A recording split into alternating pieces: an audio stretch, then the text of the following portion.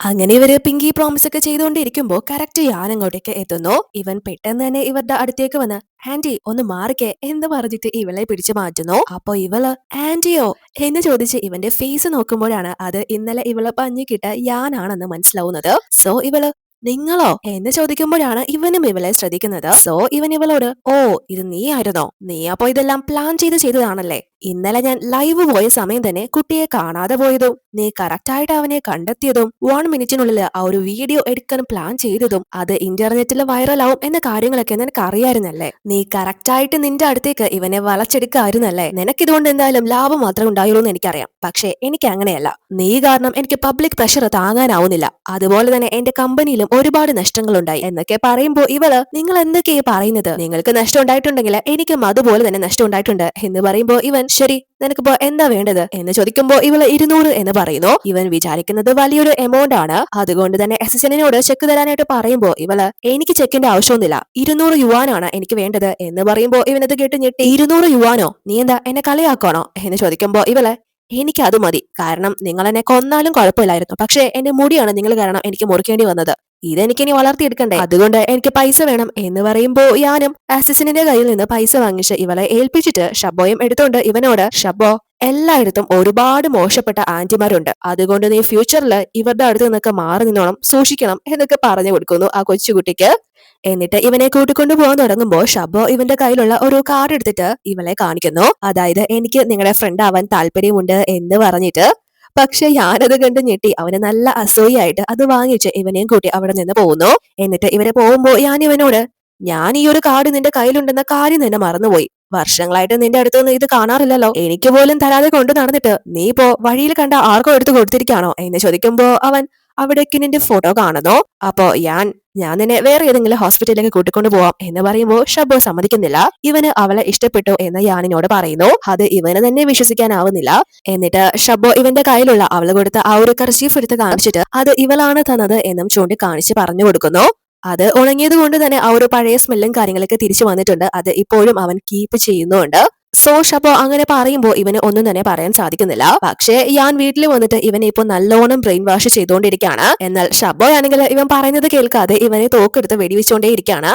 അപ്പോ ഞാൻ ഇവനോട് ഈ യുദ്ധമൊന്നും നീ അവസാനിപ്പിക്ക്, നമുക്ക് കാര്യങ്ങളൊക്കെ സംസാരിച്ച് പരിഹരിക്കാം, ഞാൻ പറയുന്നത് നീ തൽക്കാലം ഒന്ന് കേൾക്ക്, നിനക്കിപ്പോ എന്താ വേണ്ടത് എന്നൊക്കെ ചോദിക്കുമ്പോ ഇവൻ നമ്മുടെ കിനിന്റെ പേര് എഴുതിയിട്ട് അവളെ വേണം എന്ന് പറയുമ്പോ നീ ഉദ്ദേശിക്കുന്നത് ഡോക്ടർ ക്വിൻ നമ്മുടെ വീട്ടിലേക്ക് നിന്റെ ഡോക്ടറായിട്ട് വരണം എന്നാണോ എന്ന് ചോദിക്കുമ്പോ അവനും അതെ എന്ന് പറയുന്നു. ഇവൻ ഇത്രയും സമയം ബ്രെയിൻ വാഷ് ചെയ്തിട്ടും ഷബോ അപ്പോഴും അവളുടെ പേര് തന്നെ പറയുന്നത് കൊണ്ട് ഇവൻ സമയായി നീ പോയി കിടന്ന് ഉറങ്ങി എന്ന് പറഞ്ഞ് ഇവന്റെ ആ ഒരു ഇഷ്ടത്തോട് നോ പറയുന്നു. പക്ഷെ ഷബോ കൂളാവുന്നില്ല. അതുകൊണ്ട് തന്നെ ഇപ്പോ അസിസ്റ്റന്റിനോട് പറഞ്ഞ് കിന്നിന്റെ എല്ലാ ഡീറ്റെയിൽസും കളക്ട് ചെയ്തിരിക്കുകയാണ്. സോ ഇവനും അതെല്ലാം തന്നെ ഇപ്പോ ഫുള്ള് സ്റ്റഡി ചെയ്തുകൊണ്ടിരിക്കുകയാണ്. കൂടെ തന്നെ ഗൂവും ഉണ്ട്. അപ്പോ ഗൂവും അതൊക്കെ കേട്ട് ഭയങ്കര ഷോക്കിലാണ്. ഇത്രയും വർഷങ്ങൾക്കിടയ്ക്ക് ഒരു സ്ട്രേഞ്ചറിന് കൈ കൊടുക്കുക പോയിട്ട് ക്ലോസ് ആയിട്ടുള്ള യാനിന്റെ അടുത്ത് പോലും അവൻ സ്നേഹത്തോടെ കൈ നീട്ടിയിട്ടില്ല, കയ്യില് പിടിച്ചിട്ടില്ല. ഇപ്പോ അവൻ എന്താ സംഭവിച്ചത്, ആ പെൺകുട്ടി ഇനി വല്ല ഏഞ്ചലുമാണോ എന്നൊക്കെ ചോദിക്കുമ്പോ ക്വിൻ വളരെ ഒരു സാധാരണ ഫാമിലിയിലാണ് ജനിച്ചു വളർന്നത്. അവള് ഈ സിറ്റി വിട്ടു പോലും പുറത്തു പോയിട്ടില്ല, ഇവിടെ തന്നെയാണ് സ്റ്റഡീസും കാര്യങ്ങളും മുഴുവൻ നടത്തിയത്. അതുപോലെ തന്നെ ജോലിക്ക് കയറിയിട്ട് 3 വർഷം മാത്രമേ ആയിട്ടുള്ളൂ. അതുകൊണ്ട് ഇതിനേക്കാൾ മികച്ച ഡോക്ടറെ നമുക്ക് എന്തായാലും കിട്ടും. അതുമാത്രമല്ല അവള് ഭയങ്കര ഷോർട്ട് ടെമ്പേർഡ് ആണ്. വിശ്വസിച്ച കുട്ടിയെ എങ്ങനെ ഏൽപ്പിക്കുന്നത്, അവളുമായിട്ട് സഹകരിച്ചു കഴിഞ്ഞാല് ഗുണത്തേക്കാൾ കൂടുതൽ ദോഷം മാത്രമേ ചെയ്യൂ എന്നൊക്കെയാണ് യാന്റെ നിഗമനങ്ങള്. ഇവനെ കുറിച്ച് ഒരു ചാർട്ട് തന്നെ നിർമ്മിച്ച് ഫുള്ള് സ്റ്റഡി ചെയ്ത് വെച്ചിരിക്കുകയാണ്. അത് കണ്ട് ഗു ഇവനോട് എല്ലാ കാര്യങ്ങളും നമുക്ക് എക്സ്പ്ലെയിൻ ചെയ്യാൻ സാധിക്കില്ല, പ്രത്യേകിച്ച് നിന്റെ ഈ ബിസിനസ് റൂളുകൾ വെച്ചിട്ട്. ഷബോ അവളെ ഒരുപാട് ഇഷ്ടപ്പെടുന്നില്ലേ, അവന് സംസാരിക്കാൻ കഴിയുന്നില്ലെങ്കിലും എങ്ങനെ ആളുകളെ സെലക്ട് ചെയ്യണമെന്ന് അവന് നന്നായിട്ട് അറിയാം. എന്തെങ്കിലും ഇല്ലാതെ അവൻ അവളെ വേണമെന്ന് പറയില്ലല്ലോ എന്നൊക്കെ അവിടെ സോഫയിൽ കിടക്കുന്ന ഷബോയെ നോക്കി പറയുമ്പോ ഞാനും ഇവന്റെ അടുത്തേക്ക് വളരെ സ്നേഹത്തോടു കൂടി ചെല്ലുന്ന സമയത്ത് അവൻ അപ്പോഴും കിൻ കൊടുത്ത ആ ഒരു ക്യാൻഡി കീപ്പ് ചെയ്തുകൊണ്ടേയിരിക്കുകയാണ്. അവരുടെ ആ ഒരു എഗ്രിമെന്റ് അതാണല്ലോ. സോ ഇവൻ അവളെ ഒരുപാട് ഇഷ്ടപ്പെടുന്നുണ്ട് എന്ന് യാന് മനസ്സിലാവുന്നു. ഇവന്റെ ആ ഒരു വാശിയും നിഗമനങ്ങളൊക്കെ ഒഴിവാക്കിയിട്ട് എന്തായാലും ഞാൻ ഇവനെ ഇത്തവണ വിശ്വസിക്കുന്നു എന്ന് പറയുന്നു. അവളെ ഇവന്റെ പേഴ്സണൽ ഡോക്ടറായിട്ട് നിയമിക്കാം എന്ന കാര്യത്തില് കുറച്ച് താല്പര്യം ഇവന് വന്നു. അതിനുശേഷം നമ്മളെ പിറ്റേന്നാണ് കാണുന്നത്. ഞാൻ സെക്രട്ടറിയോട് കിനിനോട് സംസാരിക്കാനായിട്ട് പറഞ്ഞിരുന്നു. സോ അവര് ഇപ്പൊ ഇവനോട് സംസാരിച്ചിട്ട് പറയുന്നത് ഡോക്ടറിന് ഇന്ന് അവധിയാണ്, ആരെയും കൺസൾട്ട് ചെയ്യാനാവില്ല, മാത്രമല്ല ഷബ്ബോയുടെ പേഴ്സണൽ ഡോക്ടർ ആവാൻ അവർക്ക് താല്പര്യമില്ല എന്നാണ്. എന്ന കാര്യം പറയുമ്പോ അവിടെ തന്നെ ഗു ഉണ്ട്, ഷബ്ബോയും ഉണ്ട്. ഗു അത് കേട്ട് ഇത്രയും നല്ലൊരു ഓഫർ വേണ്ടാന്ന് വെച്ചോ എന്ന് ചോദിക്കുമ്പോ ഞാൻ എങ്കിൽ പിന്നെ ഞാൻ അവൾക്കൊരു ഇമെയിൽ അയച്ചു നോക്കാം എന്ന് പറഞ്ഞ് അവനത് ടൈപ്പ് ചെയ്യുമ്പോ ആ ഒരു കണ്ടന്റ് വളരെ ഹൈ ലെവലാണ്. കമ്പനികൾ തമ്മിലുള്ള ഒരു ഒഫീഷ്യൽ കോൺവെർസേഷൻ പോലെയാണ് അവൻ ആ ഒരു മെയിൽ ടൈപ്പ് ചെയ്യുന്നത്. അത് കണ്ട് ഗു ഇങ്ങനെയൊക്കെ അയച്ചാൽ അവൾ ഇത് അക്സെപ്റ്റ് ചെയ്യുമെന്ന് തോന്നുന്നില്ല, ഞാൻ അയക്കാം എന്ന് പറഞ്ഞിട്ട് ഇവന്റെ കുറെ ഹാൻസം ആയിട്ടുള്ള ഫോട്ടോസ് ഒക്കെ അറ്റാച്ച് ചെയ്ത്, പെൺകുട്ടിയാണല്ലോ ഇവന്റെ ആ ഒരു ലുക്ക് കണ്ട് അവള് ജോലിക്ക് വരട്ടെ എന്ന് കരുതിയിട്ടാണ് ഇവൻ ഈ ഒരു കാര്യം ചെയ്യുന്നത്. പക്ഷെ യാനിന് അത് ഇഷ്ടപ്പെടുന്നില്ല, ഇങ്ങനെയൊന്നും വേണ്ട എന്ന് പറഞ്ഞ് ഇവർ തമ്മിൽ ഒരു തർക്കമാവുന്നു. ആ ഒരു സമയത്ത് ഇവരുടെ രണ്ടുപേരുടെയും കൈതട്ടി അത് സെൻഡ് ആയി പോവുകയാണ്. പക്ഷേ ഇവിടെ കുഞ്ഞാണെങ്കിൽ ആ ഒരു മെയില് കണ്ട് അന്തം വിട്ടു പോവുകയാണ്. ഇയാൾക്ക് എന്താ ഭ്രാന്താണോ, സ്വന്തം ഫോട്ടോ തന്നെ ഇങ്ങനെ അയക്കാൻ ഉളുപ്പില്ലേ എന്നൊക്കെ പറഞ്ഞ് ഇവൾക്ക് അത് ഒട്ടും ഇഷ്ടപ്പെടാതെ ഇവൾ അത് ഡിലീറ്റ് ചെയ്ത് കളയുന്നു. ആ ഒരു മെയില് പോലും വായിക്കാൻ നിൽക്കുന്നില്ല. പക്ഷേ ഇവൻ അവളുടെ റിപ്ലൈക്ക് വേണ്ടി വെയിറ്റ് ചെയ്തിരിക്കുകയാണ്. സോ ഇത് ഇനി നടപടി ആവില്ല എന്ന് മനസ്സിലാക്കി എന്തായാലും ഞാൻ അവളെ ഒന്ന് നേരിട്ട് കാണാം എന്ന് ഷബോയുടെ അടുത്ത് പറയുന്നു. സോ അതിനുവേണ്ടി ഒരു മീറ്റിംഗ് അറേഞ്ച് ചെയ്യാനായിട്ട് ഇവൻ ഹെഷി ഗ്രൂപ്പിന്റെ സിഒ ആണ് എന്ന് പറഞ്ഞിട്ട് ഇവന്റെ കമ്പനിയിലേക്ക് ഇവളെ ക്ഷണിക്കുന്നു. പക്ഷേ ഇവള് വിചാരിക്കുന്നത് വിളിച്ചേക്കുന്നത് ഏതെങ്കിലും ഫ്രോഡ് ആയിരിക്കും എന്നാണ്. അതുകൊണ്ട് തന്നെ നീ സിഒ ആണെങ്കിൽ ഞാൻ ചെയർമാൻ ആണടാ എന്ന് പറഞ്ഞിട്ട് അവള് ഫോൺ കട്ട് ചെയ്ത് കളയുന്നു. അതുകൊണ്ട് തന്നെ ഇവനിപ്പോ ഇവളെ ഹോസ്പിറ്റലിൽ വന്ന് കണ്ട് അതും കുറച്ച് കാശുമായിട്ട് വന്ന് ഇവളെ വിലക്ക് വാങ്ങാനായിട്ട് നോക്കുന്നു. അപ്പോ ക്വിന്നി ഇവനോട് എനിക്ക് നിങ്ങളുടെ പേഴ്സണൽ ഡോക്ടർ ആവാൻ ഒരു താല്പര്യമില്ല, എനിക്കതിന് സാധിക്കില്ല, ഞാൻ ഈ ഹോസ്പിറ്റലിന് വേണ്ടിയിട്ടാണ് വർക്ക് ചെയ്യുന്നത്, ഇവിടെ ചില റൂൾസും കാര്യങ്ങളൊക്കെ ഉണ്ട് എന്ന് പറയുമ്പോ ഞാൻ ആരെയാ കാണേണ്ടതെന്ന് വെച്ചാൽ പറഞ്ഞാൽ മതി, ഞാൻ കണ്ടുപോയി സംസാരിക്കാം, ഇതുകൊണ്ട് നിങ്ങൾക്ക് എന്തായാലും ഗുണം മാത്രമേ ഉണ്ടാവൂ, ഇപ്പൊ കിട്ടുന്ന സാലറിയുടെ ഡബിൾ ഉണ്ടാവും, ബോണസ് ഉണ്ടാവും എന്നൊക്കെ പറഞ്ഞു നോക്കുന്നു. പക്ഷെ ഇവള് സമ്മതിക്കുന്നില്ല. ഞാൻ ഇതിനോട് ഓക്കെ അല്ല, എനിക്ക് നിങ്ങളെ കാണാനും താല്പര്യമില്ല, ദയവേത് ഇവിടെ നിന്ന് പോവാനായിട്ട് ആവശ്യപ്പെടുന്നു. പക്ഷേ ഇവളുടെ ഉള്ളില് ഇത്രയും പൈസ അടുത്ത് വന്നിട്ടും താൻ കാണിക്കുന്നത് ബുദ്ധിമോശമാണോ എന്ന് ചിന്തിക്കുന്നുണ്ട്. എന്നിട്ട് എല്ലാ നോവലിലും സ്ട്രോങ് ആയിട്ടുള്ള ലേഡികളെ ഇങ്ങനെ തന്നെയാ പെരുമാറുന്നത് എന്ന് പറഞ്ഞ് അവള് സ്വയം ആശ്വസിക്കുന്നു. അപ്പോ ഞാനും ശരി നിങ്ങളുടെ ഇഷ്ടം പോലെ തന്നെ ആവട്ടെ എന്ന് പറഞ്ഞിട്ട് അവൻ ഇവളെ കൂടുതൽ നിർബന്ധിക്കാതെ അവിടെ നിന്ന് ഇറങ്ങി പോകുന്നു. അപ്പോ ആ കാര്യങ്ങളൊക്കെ ഞാൻ ഗൂവിനോട് വന്ന് പറയുമ്പോ ഇത്രയും പൈസ കൊണ്ടു ചെന്നിട്ടും നിന്നെ അവളെ പുറത്താക്കിയെന്നോ എന്ന് ചോദിക്കുമ്പോ ഇവൻ എനിക്കറിയില്ല, ഇത് വളരെ ടഫായിട്ടുള്ള പ്രോജക്റ്റാ, ഇത്രയും ടഫായിട്ടുള്ള ഒരു സാധനം ഞാൻ അടുത്തൊന്നും ചെയ്തിട്ടില്ല എന്ന് പറയുമ്പോ ഗു ഇവനോട് നീ എങ്ങനെയെങ്കിലും അവളുടെ ഹൃദയത്തിൽ കയറി പറ്റാൻ നോക്ക്, അപ്പൊ പിന്നെ അവൾ എന്തായാലും നിന്നെ ഗെറ്റ് ഔട്ട് അടിക്കാൻ പോകുന്നില്ല എന്ന് പറഞ്ഞിട്ട് അതിന് വേണ്ടിയിട്ടുള്ള നോവൽസും കാര്യങ്ങളൊക്കെ ഇപ്പോ ഇവര് വായിച്ചുകൊണ്ടേയിരിക്കുകയാണ്. ഒരു പെൺകുട്ടിയുടെ മനസ്സിൽ കയറി പറ്റാനുള്ള സാഹചര്യങ്ങൾ മനസ്സിലാക്കാനായിട്ട്. അതുകൊണ്ട് തന്നെ അതിനെ ബേസ് ചെയ്ത് ഇവര് മനസ്സിലാക്കിയ കാര്യങ്ങളൊക്കെ വെച്ചിട്ട് ഒരു പെൺകുട്ടിയെ ഇഷ്ടപ്പെടുന്ന തരത്തിലുള്ള ഗിഫ്റ്റും കാര്യങ്ങളൊക്കെ ഇപ്പോ ഞാൻ നമ്മുടെ ക്യൂനിന്റെ ഹോസ്പിറ്റലിൽ എത്തിച്ചു കൊടുത്തിരിക്കുകയാണ്. അവിടുത്തെ മറ്റ് സ്റ്റാഫുകൾ ഉൾപ്പെടെ എല്ലാവരും അത് കണ്ട് അസൂയപ്പെടുന്നുണ്ട്. പക്ഷെ ഇവൾക്ക് ഇതൊക്കെ കണ്ട് ഇയാൾക്ക് എന്തിന്റെ സൂക്കേടാണ് എന്നാണ് ചിന്തിക്കുന്നത്. അതെല്ലാം തന്നെ ഞാൻ ചെയ്യുന്നത് ഗോ പറഞ്ഞു കൊടുക്കുന്ന കാര്യങ്ങൾ വെച്ചിട്ടാണ്. അപ്പോ ഫസ്റ്റ് പ്ലാൻ പാളി എന്ന് മനസ്സിലാക്കി ഇപ്പോ രണ്ടാമത്തെ പ്ലാനുമായിട്ട് ഇവര് ഇറങ്ങിയിരിക്കുകയാണ്. അവളെ ഇംപ്രസ് ചെയ്യാനായിട്ട് ഒരു ഡേറ്റിനൊക്കെ വിളിച്ചോണ്ട് പോ, അല്ലെങ്കിൽ വീട്ടിൽ കൊണ്ടുപോയി ഡ്രോപ്പ് ചെയ്യും, അങ്ങനെ ഒരു കാര്യമാണ് ഗോ ഇവനോട് പറഞ്ഞിരിക്കുന്നത്. പക്ഷെ അവളാണെങ്കിൽ ഡ്യൂട്ടി കഴിഞ്ഞ് തിരിച്ചു പോകുന്നത് അവളുടെ സ്വന്തം വണ്ടിയിലാണ്. സോ അത് ഇവൻ ഗുവിനോട് പറയുമ്പോ അവൻ ഇവനോട് അവളെ ഫോളോ ചെയ്യാനായിട്ട് പറയുന്നു. അതുകൊണ്ട് തന്നെ ഇവനും ഇപ്പോ അവളെ ഫോളോ ചെയ്ത് പിറകെ പോകുന്നു. ഇവൻ പുറകെ വരുന്ന കാര്യം ഇവളും മനസ്സിലാക്കുന്നു. ഇയാളെന്തിനാ എന്നെ ഫോളോ ചെയ്യുന്നത് എന്നാണ് ഇവള് ചിന്തിക്കുന്നത്. ഇവൻ വണ്ടി നിർത്താനും ഞാൻ നിങ്ങൾ പറയുന്നത് എന്തും തരാൻ തയ്യാറാണ് എന്ന കാര്യങ്ങൾക്ക് പറഞ്ഞ് അലറി വിളിക്കുന്നുണ്ടെങ്കിലും ഇവള് വണ്ടിയൊന്നും നിർത്തുന്നില്ല, നേരെ വിട്ടുപോവാണ്. അവസാനം ഇവന്റെ ശല്യം സഹിക്കാൻ വയ്യാതെ ഇവള് കാറിന് കയറാൻ പറ്റാത്ത കുറുക്ക് വഴികളിലൂടെ കയറി പോവാണ്.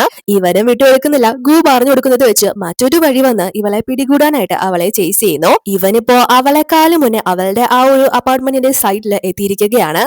ഇവളും കറക്റ്റായിട്ട് അവന്റെ കയ്യിൽ നിന്ന് രക്ഷപ്പെട്ടു എന്ന് വിചാരിച്ച് വരുമ്പോഴേക്കും കറക്റ്റ് ഇവന്റെ മുന്നിൽ തന്നെ വന്ന് പെടുന്നു. അപ്പോ ഇവള് ഇനി രക്ഷയില്ല എന്ന് മനസ്സിലാക്കി ഇവനോട് നിങ്ങൾക്ക് എങ്ങനെയാ എന്റെ അഡ്രസ്സ് കിട്ടിയത് എന്ന് ചോദിക്കുമ്പോ ഇവളുടെ റെസ്യൂമിൽ ഉണ്ടായിരുന്നതാണെന്ന് ഞാൻ പറയുന്നു.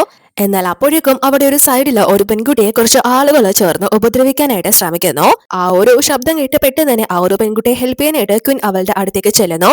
എന്നിട്ട് ആ ഒരു പെൺകുട്ടിയെ രക്ഷപ്പെടുത്തി അവളോട് ഓടിക്കോളാൻ പറഞ്ഞിട്ട് പോലീസിനെ അറിയിക്കാനും പറഞ്ഞു വിടുന്നു. അപ്പോ ഞാനും അത് കണ്ട് പെട്ടെന്ന് തന്നെ അവിടെ നിന്ന് തിരിച്ചു വന്നിട്ട് അവൻ വണ്ടിയിലിരിക്കുന്ന അവന്റെ ചെക്ക് എടുത്ത് എഴുതി അവരെ സെറ്റിൽ ചെയ്യാനായിട്ടുള്ള വഴിയാണ് നോക്കുന്നത്. പക്ഷെ ക്വിന്നാണെങ്കിൽ ഇവന്മാർക്ക് നല്ലത് കൊടുക്കുന്നു. പക്ഷെ അവര് 2-3 പേരുള്ളത് കൊണ്ട് തന്നെ ഇവൾക്ക് ഒറ്റയ്ക്ക് പൊരുതാനാവുന്നില്ല. സോ ഇവള് ഒരു അപകട സാഹചര്യത്തിൽ എത്തുന്ന സമയത്ത് കറക്റ്റ് ഞാനും അങ്ങോട്ടേക്ക് വന്ന് അവൾക്ക് അടികൊള്ളാതെ തടുക്കുകയും അതുപോലെ തന്നെ ഇവന്മാർക്ക് നല്ലത് കൊടുത്ത് പറഞ്ഞു വിടുകയും ചെയ്യുന്നു. അപ്പോ ഇവൻ ഫസ്റ്റ് ആ ഒരു പ്രോബ്ലം വന്നപ്പോ ഓടിപ്പോയത് ഇവള് കണ്ടിരുന്നു.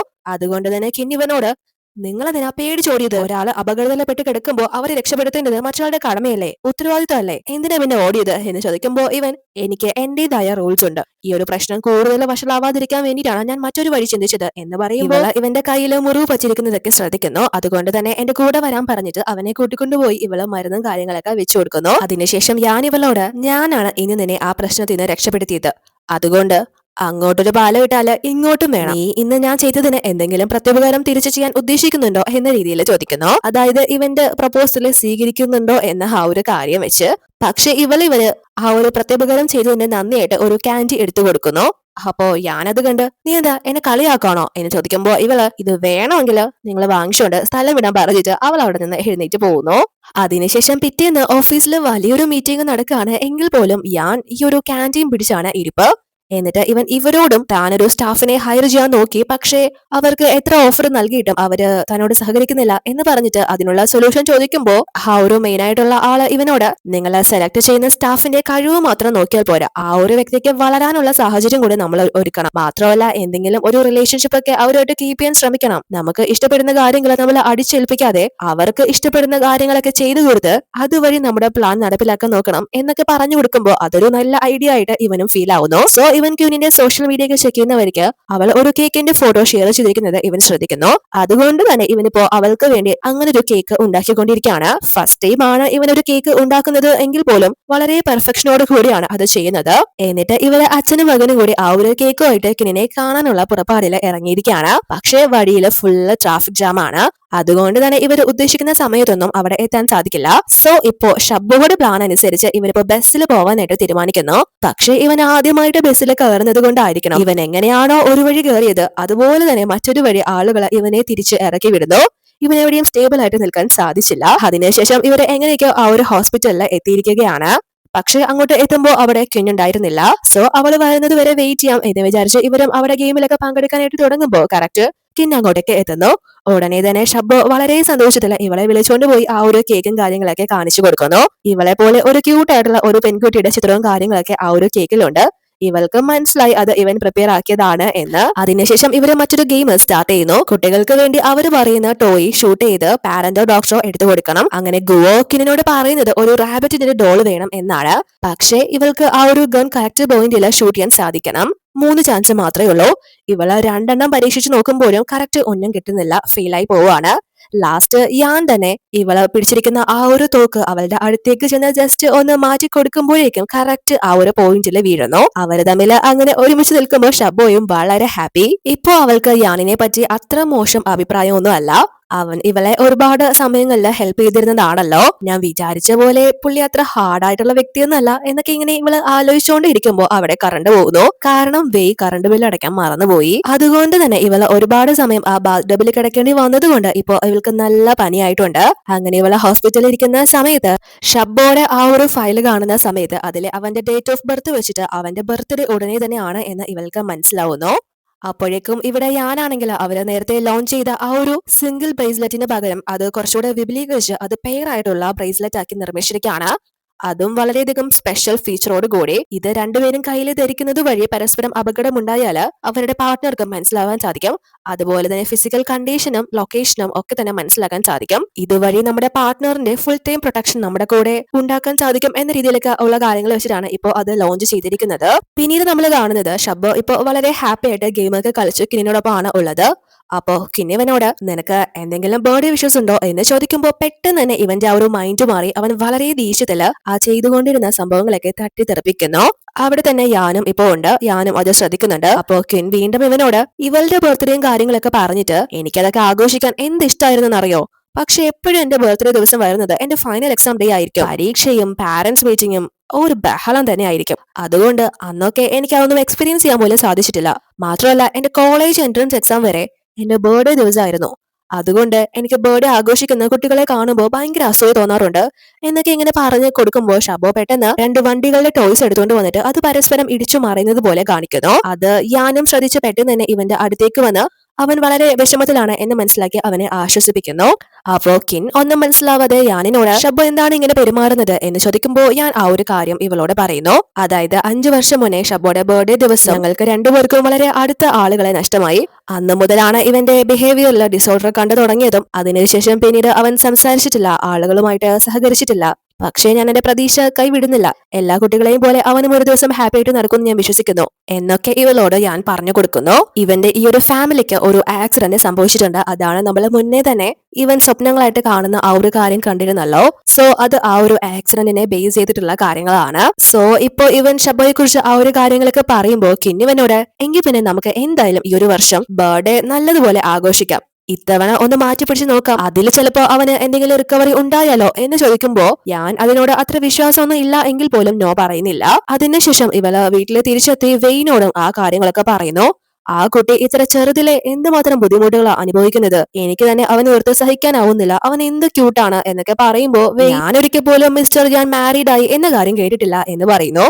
അപ്പോ കിൻ ചിലപ്പോ സീക്രട്ട് ആയിട്ട് മാരീഡ് ആയതായിരിക്കും എന്ന് പറഞ്ഞിട്ട് അവള് വായിച്ചിട്ടുള്ള നോവലിനെ ബേസ് ചെയ്ത് അങ്ങനെ ഒരു കല്യാണമായിരിക്കും കഴിച്ചിട്ടുള്ളത് എന്ന് പറയുമ്പോ ഇവളോട് നോവലും ജീവിതമായിട്ടൊന്നും കൂട്ടിക്കുഴക്കല്ലേ മോളെ, നീ എന്ത് തരം നോവലായി വായിക്കുന്നത് എന്നൊക്കെ ഇവളോട് ചോദിക്കുന്നു. അങ്ങനെയൊന്നും അല്ല, എങ്കിലും ഷബ്ബോ ചെറുപ്രായത്തിൽ തന്നെ അവൻ അമ്മയില്ല, അവനെ വളർത്തുന്നതോ കാണ്ടാമൃഗമായിട്ടുള്ള ഒരു അച്ഛനും എന്നൊക്കെയാണ് ഇവൾ ഇങ്ങനെ പറയുന്നത്. അപ്പോ ഇവളോട് അപ്പോ നീ അവരെ ഹെൽപ്പ് ചെയ്യാൻ തന്നെ തീരുമാനിച്ചോ എന്ന് ചോദിക്കുമ്പോ ഇവള് ഞാനൊരു ഡോക്ടർ അല്ലേ, അതുകൊണ്ട് എന്തായാലും ഷബോയെ എനിക്ക് ഹെൽപ്പ് ചെയ്യണം എന്ന് പറയുമ്പോ ഒന്ന് കളിയാക്കി നടക്കട്ടെ എന്ന രീതിയിൽ പറയുന്നു. കുട്ടിയെ നോക്കുന്നതൊക്കെ കൊള്ളാം, അതിന്റെ ഇടയിലൂടെ അച്ഛനെ നോക്കിക്കൊണ്ടു വരരുത് എന്ന രീതിയിൽ. അതിനുശേഷം ഷബോയുടെ ആ ഒരു ബർത്ത്ഡേ കാര്യങ്ങളൊക്കെ പ്ലാൻ ചെയ്യുന്നതിനായിട്ട് ക്വിൻ ഇപ്പോ യാനിന്റെ ഓഫീസിലേക്ക് എത്തിയിരിക്കുകയാണ്. അപ്പോ യാൻ ഇവളോട് ഇനി ഇവർക്ക് തമ്മിൽ ഒരുമിച്ച് പ്രവർത്തിക്കാനുള്ള കാര്യങ്ങളിൽ ഓക്കെ ആണ്, സമ്മതമാണ് എങ്കിൽ ഈ ഒരു എഗ്രിമെന്റ് വായിച്ച് ഒപ്പിടാനായിട്ട് പറഞ്ഞു കൊടുക്കുന്നു. ഇവളും ഇത് എത്ര എളുപ്പമാണ് എന്ന് വിചാരിച്ചിട്ട് ആ ഒരു എഗ്രിമെന്റ് നന്നായിട്ട് വായിച്ചൊന്നും നോക്കുന്നില്ല, സൈൻ ചെയ്യുന്നു. എന്നിട്ട് ഇവര് രണ്ടുപേരും കൈയൊടുക്കാണ്. അതിനുശേഷം ഇവര് ഒരുമിച്ച് തന്നെ ആ ഒരു ബർത്ത്ഡേ കാര്യങ്ങളെ എല്ലാം പ്ലാൻ ചെയ്യുന്നു. അതിനുശേഷം ആ ഒരു പ്ലാനിംഗ് ഒക്കെ കഴിയുന്നത് വളരെ അർദ്ധരാത്രിയാണ്. അതുകൊണ്ട് തന്നെ ലേറ്റ് ആയതുകൊണ്ട് ഞാൻ ഇവളുടെ സ്ഥലത്ത് ഡ്രോപ്പ് ചെയ്യുമ്പോൾ ഇവള് കാറിലിരുന്ന് ഉറങ്ങാണ്. അതുകൊണ്ട് തന്നെ പെട്ടെന്ന് ഇവനൊരു ഐഡിയ തോന്നിയിട്ട് ഇവൻ മറ്റേ പുതിയ ബ്രേസ്ലെറ്റ് ലോഞ്ച് ചെയ്തിരുന്നല്ലോ, സോ അത് എത്രമാത്രം വർക്ക്ഔട്ട് ആവുന്നുണ്ട് എന്ന് ചെക്ക് ചെയ്യാനായിട്ട് ഇവന്റെ പേരായിട്ടുള്ള മറ്റേ ബ്രേസ്ലെറ്റ് എടുത്ത് ഇവളുടെ കയ്യിൽ ഇട്ടുകൊടുക്കുന്നു. അപ്പോഴേക്കും ഇവൾ എഴുന്നേറ്റ് നിങ്ങൾ എന്താ ചെയ്യുന്നത് എന്ന് ചോദിക്കുമ്പോ ഇത് ഇവന്റെ കമ്പനി പുതിയതായിട്ട് ലോഞ്ച് ചെയ്ത ടെക്നോളജി ബേസ്ഡ് ആയിട്ടുള്ള ഒരു ബ്രേസ്ലെറ്റ് ആണ് എന്ന് പറയുമ്പോ ഇവള് ഇതെന്തിനാ എനിക്കിരുന്നത്, ഗിഫ്റ്റ് ഒക്കെ തന്ന സോപ്പിടാനുള്ള പരിപാടിയാണോ എന്ന് ചോദിക്കുമ്പോ ഞാൻ ഇവളോട് ഇത് ട്രയൽ യൂസേഴ്സിന് കൊടുക്കുന്ന ഒന്നാണ് എന്ന് പറയുന്നു. അപ്പോ ഇവള് ആ ഒരു ബോക്സ് ഒക്കെ ചെക്ക് ചെയ്തിട്ട് അപ്പൊ ഇത് 2 ഉണ്ടാവേണ്ടതല്ലേ, ഇതൊന്നല്ലേ ഉള്ളൂ, എന്റെ മാച്ചിങ് ആയിട്ടുള്ള പേര് എവിടെ എന്ന് ചോദിക്കുമ്പോ അത് ഇവന്റെ കയ്യിലാണുള്ളത്. പക്ഷെ ഇവൻ ആ ഒരു കാര്യം പറയാതെ നീ ഇതൊക്കെ വീട്ടിൽ പോയിട്ട് നോക്കിയാൽ മതി എന്ന് പറഞ്ഞിട്ട് ഇവളോട് പോകാൻ ആവശ്യപ്പെടുന്നു. ഇവളും ഒന്നും മനസ്സിലാവാതെ പെട്ടെന്ന് തന്നെ കാറിൽ നിന്ന് ഇറങ്ങുന്നു. എന്നാൽ അതിനുശേഷം ഞാൻ തിരിച്ചെത്തുമ്പോൾ ഷബ്ബോ നല്ല ദേഷ്യത്തിലാണ്. കാരണം ഇന്ന് ഇവൻ ഫുള്ള് ബിസി ആയിരുന്നല്ലോ, അതുകൊണ്ട് തന്നെ ഇവൻ നല്ല ദേഷ്യത്തിലാണ് എന്ന് മനസ്സിലാക്കി ഞാൻ അങ്ങോട്ടേക്ക് വന്ന് നാളെ ഞാൻ ഡോക്ടർ കിന്നുമായിട്ട് ഒരു അപ്പോയിന്റ്മെന്റ് എടുത്തിട്ടുണ്ടായിരുന്നു ഡിന്നറിന് വേണ്ടി, ഇവിടെ ഉള്ളവർക്കൊക്കെ അത് വേണ്ടെങ്കിൽ ശരി ഞാനത് ക്യാൻസൽ ചെയ്തോളാം എന്ന് പറയുമ്പോൾ ഇവൻ ചാടി എഴുന്നേറ്റ് അത് വേണ്ട എന്ന ഭാവത്തില് ഇരിക്കുന്നു. വളരെ സന്തോഷമായി അവന്. എന്നാൽ അതിനുശേഷം പിറ്റേന്ന് ഇവൾക്ക് നല്ല പനിയായിരിക്കാണ്. ആ ഒരു പനി മാറിയിട്ടില്ല, പക്ഷെ അവൾക്ക് പനിയാണ് എന്ന കാര്യം ഇവന്റെ ആ ഒരു ബ്രേസ്ലെറ്റ് വഴി ഞാൻ മനസ്സിലാക്കുന്നു. അതുകൊണ്ട് തന്നെ കിന്നിനെ മെസ്സേജ് അയച്ചോ നിനക്ക് പനിയാണോ എന്ന് ചോദിക്കുന്നു. അത് കേട്ട് ഇവള് ഉടനെ തന്നെ ഇവൻ ഇവിടെ വല്ല ക്യാമറയും ഫിറ്റ് ചെയ്തിട്ടുണ്ടോ എന്നാണ് ചെക്ക് ചെയ്യുന്നത്. അല്ല നിങ്ങൾക്ക് എങ്ങനെ ഇത് മനസ്സിലായത്, എന്റെ ഫ്രണ്ടിനെ കണ്ടായിരുന്നോ എന്ന് ചോദിക്കുമ്പോ ഞാൻ അതൊന്നും അല്ല, ഇത് നിന്റെ കയ്യിലുള്ള ബ്രേസ്ലെറ്റ് വഴിയാണ് എനിക്ക് അറിയാൻ സാധിച്ചത്, നീ ഒരു ഡോക്ടർ അല്ലേ, മെഡിസിൻ ഒക്കെ കഴിക്കാൻ നോക്ക്, നല്ലതുപോലെ ഉറങ്ങാൻ നോക്ക്, അടുത്ത് വരുന്ന പേഷ്യൻസിനൊന്നും പനി കൊടുക്കാതിരിക്കെ എന്ന് പറയുമ്പോൾ ഇവൾക്ക് ദേഷ്യം വന്ന് ഇവളെ ഫോൺ വെക്കുന്നു. എന്നിട്ട് ഇവളെ ജോലിക്ക് വന്നിരിക്കാണ്, റെസ്റ്റ് പോലും എടുക്കാതെ. അപ്പോ ഇവളുടെ ജൂനിയർ വന്നിട്ട് ഇവളോട് ഇവൾക്ക് ഒട്ടും വയ്യ എന്ന് മനസ്സിലാക്കി സിസ്റ്റർ നിങ്ങളെ ടാബ്ലറ്റ് കഴിക്കുന്നില്ലെന്ന് ഉറപ്പാണോ എന്ന് ചോദിക്കുന്നു. അതായത് ഇവൾക്ക് പനിയുടെ ടാബ്ലറ്റ് ഒന്നും കഴിക്കാൻ പറ്റില്ല, അലർജിയാണ്. അപ്പോ ഇവളും ഇല്ല ഞാനിത് കഴിക്കുന്നില്ല, ബാക്കിയുള്ള ടാബ്ലറ്റ്സ് ഒക്കെ എടുത്തിട്ടുണ്ട്, മാറിക്കോളും എന്ന് പറയുന്നു. പക്ഷെ ഇവൾക്ക് ഒരു കുറവുമില്ല. വെയും അവൾക്ക് അത്യാവശ്യമായിട്ട് ഒരു ബിസിനസ് മീറ്റിംഗ് ഉള്ളത് കൊണ്ട് തന്നെ ഇവളോടെ മെഡിസിൻ ഒക്കെ കഴിച്ച് റെസ്റ്റ് ചെയ്യാൻ പറഞ്ഞിട്ട് ജോലിക്ക് പോകുന്നു. അപ്പോ ഇവള് താൻ ചിലപ്പോൾ കുളിച്ചാലും ശരിയാവും എന്ന് വിചാരിച്ച് കുളിക്കാനായിട്ടുള്ള പുറപ്പാടിലാണ്. അപ്പോഴേക്കും ഇവര് രണ്ടുപേരും താഴെ എത്തിയിട്ടുണ്ട്. ഇന്ന് ഇവളോടൊപ്പം ഡിന്നർ പ്ലാൻ ചെയ്തിരുന്നതാണല്ലോ, അതുകൊണ്ട് തന്നെ ഇവൻ അവളുടെ ഫോണിൽ വിളിക്കുന്നു, പക്ഷെ അവളെ എടുക്കുന്നുണ്ടായിരുന്നില്ല. സോ ഇവൻ അവളെ നോക്കിയിട്ട് വരാം എന്ന് പറഞ്ഞ് ഷബോയുടെ അടുത്ത് കാറിലിരിക്കാൻ പറഞ്ഞിട്ട് അവളെ നോക്കാനായിട്ട് ഞാൻ ഇറങ്ങുന്നു. അപ്പോഴേക്കും ഇവള് നല്ല പനിച്ച് വിറച്ച് ഇതിനകത്ത് കിടക്കാണ്. ഞാനാണെങ്കിൽ ഇവളുടെ ഡോറിന് പുറത്തു വന്ന് ഇവളെ ഫോണിലും വിളിക്കുന്നു, ഡോറിലും തട്ടുന്നു, പക്ഷെ ഒരു രക്ഷയില്ല. ഇവളാണെങ്കിൽ അതൊക്കെ അബോധാവസ്ഥയിൽ കേൾക്കുന്നുണ്ട്.